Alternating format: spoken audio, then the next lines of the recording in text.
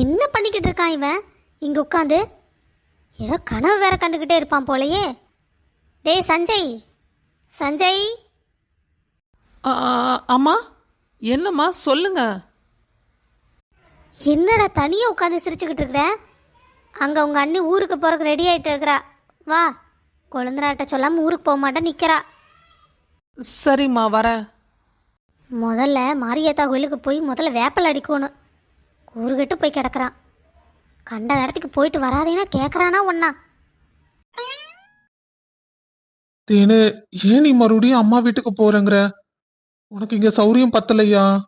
இங்கே இரு தேனு. என்னங்க நீங்க குழந்தை மாதிரி பேசிட்டு இருக்கீங்க? இந்த மாதிரி சமயத்துல எனக்கு அம்மா கூட இருக்கணும்னு ஆசையா இருக்கு, அதனால போறேன். நான் என்ன அங்கேயே வந்துக்க போறேன்? டெலிவரி அப்ப இங்க வந்துருவேங்க. இப்படியே மூஞ்சியை வச்சுட்டு இருந்தீங்கன்னா அப்புறம் நான் எங்கேயும் போகல. பேசாம நான் இங்கேயே இருந்துடுறேன், சரியா? இல்ல வேண்டாம், நீ போயிட்டே வா. போயிட்டு டெலிவரி அப்ப இங்க வந்துடணும், சரியா? ம். எனக்கு வீட்டுக்கு வந்தா உன் ஞாபகமாவே இருக்கும். அதனாலதான் நான் சொன்னேன். பார்த்து பத்திரமா இருக்கணும், நல்லா சாப்பிடணும், சரியா? என் தங்கமே, நீங்க சமத்தா இருக்கணும்.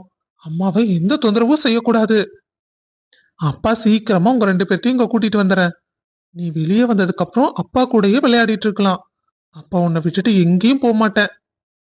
உனக்கு என்னென்ன வேணுமோ எல்லாமே அப்பா வாங்கி தருவேன்டா.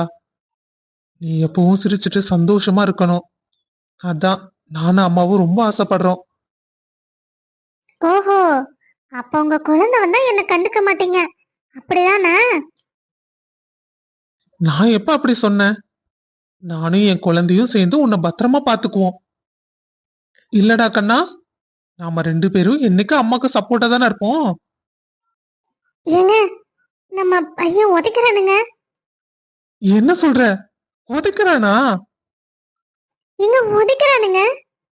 பாத்தியா, நான் சொன்னது சரிதான். அதனாலதான் பையன் சிக்னல் காட்டுறான். அம்மா, நான் உன்னை பத்திரமா பாத்துக்குவேன், நீ அப்பா கூட சண்டை போடாதேன்னு சொல்றான். நீ கொஞ்சமாவது அதை புரிஞ்சுக்கிறியா? ஏண்டா வாண்டு, அப்பாவை சொன்னோன்னே உங்களுக்கு கோவம் வருதா? அதனால நீங்க அம்மா உதைக்கிறீங்களா என்ன? ஆ, எங்க மறுபடியும் மறுபடியும் உதைக்கிறானுங்க? தேனு, ஆமா, எனக்கும் ஃபீல் ஆகுது. நம்ம குழந்தை உதைக்கிறான். நீங்க எப்பவுமே இப்படிதான் பேசுறீங்க, ஆனா இன்னைக்கு மட்டும் என்ன ஐயா சிக்னல் மேல சிக்னல் கொடுத்துட்டே இருக்காரு? ஏன்னா அவன் என் செல்ல குட்டி இல்ல, அதனாலதான் அப்பா சொல்றதுக்கெல்லாம் ஆமா ஆமான்னு சிக்னல் கொடுக்கறான். இல்லடா தங்க குட்டி? ஆமா உதைக்கிறானுங்க. டேய், நீ வெளியே வா, அப்புறம் உனக்கு இருக்கு. ஏங்க, நான் அம்மா வீட்டுக்கு போனோன்னே நீங்க 2 நாளைக்கு ஒருக்கா என்ன வந்து பாருங்க.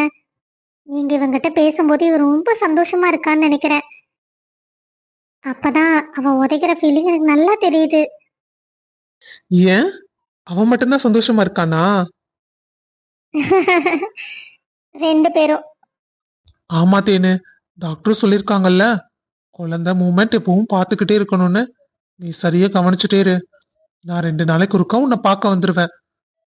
2 நாளைக்கு முன்னாடியே தோணுச்சுனாலும் வந்துருவேன், அங்கேயும் இருந்துக்குவேன்.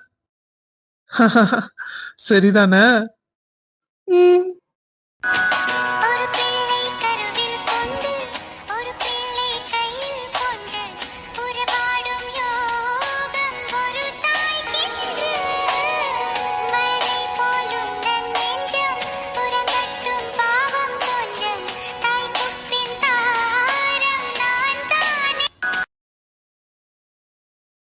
அண்ணா, ட்ரிப்பு போறத பத்தி அம்மாட்ட பேசுனா. நீதான் எனக்கு ஹெல்ப் பண்ணணும். டேய், நான் எப்படிடா பேசுறது? நான் பேசினா நல்லா இருக்காது. நீ வேணா பேசு, நான் அப்படியே மேனேஜ் பண்ணிக்கிறேன். ராகுல், மாமா சொல்றது சரிதான். மாமா எப்படி கேட்பாங்க? என்னப்பா, இவ்வளவு நேரம் என்னமோ பேசிக்கிட்டு இருந்தீங்க, நாங்க வந்தது அப்படியே அமைதியாயிட்டீங்களே. ராகுல், மாமா கேக்குறாங்கல்ல, சொல்லு மாமாட்ட. நான் எப்படி சொல்றது? அண்ணனை பேச சொல்லிடலாம், இல்லனா நீ பேசு. ம். எனக்கு பயமா இருக்கு. அம்மா ஏதாவது சொல்லுவாங்க பிந்து. அத கல்யாணத்துக்கு முன்னாடி யோசிச்சிருக்கணும். இப்ப வந்து என்கிட்ட சொல்லிட்டு இருக்க. என்னப்பா நீயும் மருமகளுமே குசு குசுன்னு பேசிட்டு இருக்கிறீங்க? எதுவா இருந்தாலும் அம்மாட்ட சொல்லு. அம்மா, நாங்க ஒரு ட்ரிப்பு போலான் இருக்கோம். ஆமாப்பா, நானே சொல்லலான் இருந்தேன். இப்பதான் வீடு வாங்கியாச்சு. எல்லாரும் குடும்பத்தோட ஒரு ட்ரிப்பு போயிட்டு வரலாம். சந்தோஷமா இருக்கும்ல? அம்மா, அது வந்து அது வந்து இது வந்துன்னு சொல்லாட்டி என்ன? எல்லாரும் சேர்ந்து டூர் போயிட்டு வரலாம். எல்லாத்துக்கும் சந்தோஷமா இருக்குமல்ல. இவ வேற முறைக்கிறாளே. இவள என்ன சொல்லி சமாதானப்படுத்துறதுன்னு தெரியல. இன்னைக்கு வசமா மாட்டிக்கிட்டேன் நானு. என்னப்பா எதுவும் சொல்ல மாட்டேங்கிற? இல்லப்பா, எங்க போலான்னு யோசிச்சுட்டு இருந்தேன். இதுல பேசி முடிவு பண்றதுக்கு என்ன இருக்குது? அன்னைக்கே கொடைக்கானல் போலான்னு யோசிச்சுக்கிட்டு இருந்தோம். எல்லாம் குடும்பத்தோட போயிட்டு வந்தா கிடக்குது. ம், சரிப்பா.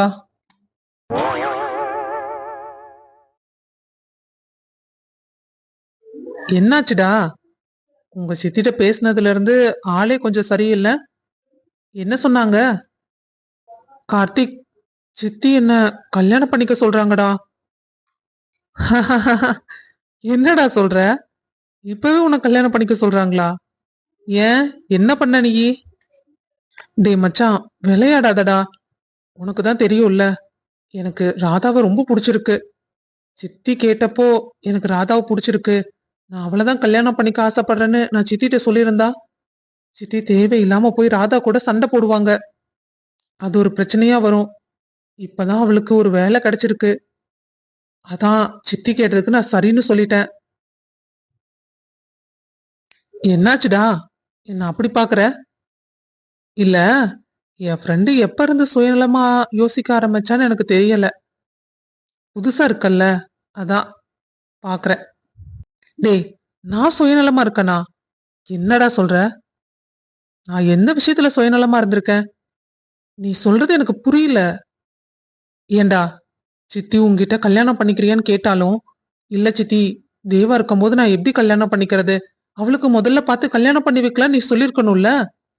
அப்படி சொல்லாம நீ சரின்னு சொல்லிட்டு வந்தா என்ன அர்த்தம்? என்னடா, எதுவும் பேச மாட்டேங்கிற? இப்ப சொல்லு, நீ செல்பிஷா தானே இருக்க? ஆமா மச்சான், நான் தேவா பத்தி யோசிக்கவே இல்ல பாரு. நான் பாட்டுக்கு சித்தி கேட்டோன்னே சரின்னு சொல்லிட்டு வந்துட்டேன். எப்படி நான் தேவா பத்தி யோசிக்காம போனேன்னு எனக்கே தெரியலடா. என்ன, உங்க சித்தி மண்டைய கழுவிருப்பாங்க, வேற ஒண்ணும் இல்ல. என்னடா, என்ன சொன்ன? இல்லடா, சித்தி சொன்னோடனே உனக்கு மண்டையாடணும்னு தான் தோணி இருக்கும். தேவா நினைப்பு எப்படி வந்திருக்கும்? சரி, அதை விடுடா. இப்பவும் ஒன்னும் குறையில. இப்பதானே உன் கல்யாணத்தை பத்தி பேச ஆரம்பிச்சிருக்காங்க. சித்திட்ட தேவா கல்யாணத்தை பத்தியும் பேசு. சரிடா, நான் உடனே போன் பண்ணி பேசுறேன். நல்லா வருவடா நீ. முதல்லயும் உனக்கு எடுக்கிறது நான் தான் உங்க சித்தி சொல்லிட்டு இருக்காங்க. என் கூட வந்துட்டு இருக்க. உடனே போன் பண்ணி கேட்டா போச்சு. நான் தான் உனக்கு எடுக்கிறேன்னு கன்ஃபார்மே பண்ணிடுவாங்க. நீ ஒண்ணு இப்ப கேட்க வேண்டாம். பொறுமையா வீட்டுக்கு போயிட்டு நாளைக்கு காலையில கேளு போதும். எனக்குன்னு வந்து வாய்க்கிறதுக்கு வர எல்லாம். சரி மச்சான், நீ சொல்றது சரிதான். அப்பா சாமி, உங்ககிட்டயும் உங்க சித்திக்கிட்டயும் போராடுற பொண்ணாதான் உனக்கு வந்து வாய்க்கணும். இல்லாட்டி அந்த பொண்ணும் பாவண்டா. என்ன மச்சான், சத்தமா சொல்லுடா. ஒண்ணும் இல்லடா, ஆபீஸ் வேற டைம் ஆச்சு, அததான் புலம்பிட்டு வரேன், வேற ஒண்ணும் இல்ல. போலாமா? சரிடா. ஏய், வீட்ல என்னென்ன வெஜிடபிள் இருக்குன்னு தெரியுமாடி? நம்ம நிறைய வாங்கிட்டு போய் வேஸ்டேஜ் ஆயிர போகுது. பேசாம அப்புறமா வந்து வாங்கிக்குவோமே. நீ சொல்றது சரிதான். நிறைய காய்கறி வாங்கி வேஸ்டா போறதுக்கு நம்ம அப்புறமா வந்து வாங்கிக்கலாம். சரி, நீ புதுசா வேலையில ஜாயின் பண்ண, என்கிட்ட அதை பத்தி ஒண்ணுமே சொல்லல. உங்க மேடம் எப்படி இருக்காங்க? கிருஷ் உன்னை வேலைக்கு சேர்த்து விட்டதுக்கு அப்புறம் உன்னை கண்டுக்கிட்டாரா? உங்கள்கிட்ட நல்லா பேசுறாருல்ல? அதெல்லாம் ரொம்ப நல்லா பாத்துக்கிறாருடி. உனக்கு தெரியுமா, அவங்க மேடம் தான் எல்லாமே வா. கிருஷ் ரொம்ப கொடுத்து வச்சவன். அவனுக்கு அம்மா இல்ல, ஆனா அவங்க சித்தியே அவனுக்கு அம்மா மாதிரி உள்ளங்கையில வச்சு அவனை தாங்குறாங்க. அவங்க தங்கச்சிய, அப்பா சாமி, சித்தி இந்த அளவுக்கு தாங்குவாங்கன்னே அவங்க குடும்பத்தை பார்த்துதான் எனக்கு தெரியுது. உண்மையிலேயே தேவாவும் கிருஷும் ரொம்ப கொடுத்து வச்சவங்க. உனக்கு என்ன, நீ சஞ்சயை கல்யாணம் பண்ணிக்கிட்டா நீ அங்க போய் சந்தோஷமா தானே இருக்க போற. உனக்குன்னு ஒரு குடும்பம் கிடைக்க போகுது. அவங்க மாமியார் ரொம்ப தங்கமான மாமியாரா. நான் கேள்விப்பட்டது அப்படிதான். ஏய், நீ என்ன வேணா சொல்லு, எனக்கு சஞ்சய் கூட இருக்கிறது மட்டும்தான் சந்தோஷம். எனக்கு அவங்க குடும்பத்தை பத்தி எந்த பிரச்சனையும் இல்லை. எப்படி இருந்தாலும் நான் அனுசரிச்சு போய்க்குவேன். ஆனா எனக்கு சஞ்சயோட சந்தோஷம்தான் ரொம்ப முக்கியம். எப்ப நீ சஞ்சய் சார்ட்ட சொல்லி எப்போ உனக்கு கல்யாணம் ஆகி ஒன்னும் எடுபடல. சரி, சஞ்சய் சார் எப்படி இருக்காரு? என்னை பத்தி ஏதாவது கேட்பாரா? நீ அவரை பாப்பல்ல அடிக்கடி?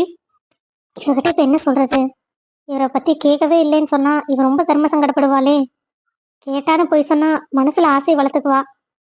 இப்போ என்ன பண்றது? சஞ்சய் சாருக்கு இவளை பிடிக்குமா பிடிக்கலையான்னு எனக்கு தெரியல. இவ போனதுல இருந்து இவளை பெருசா கண்டுக்காத மாதிரிதான் இருக்காரு. அவருண்டு அவர் வேலை உண்டு இருக்காரு. இப்ப நான் இவகிட்ட என்ன சொல்லி சமாளிக்கிறது?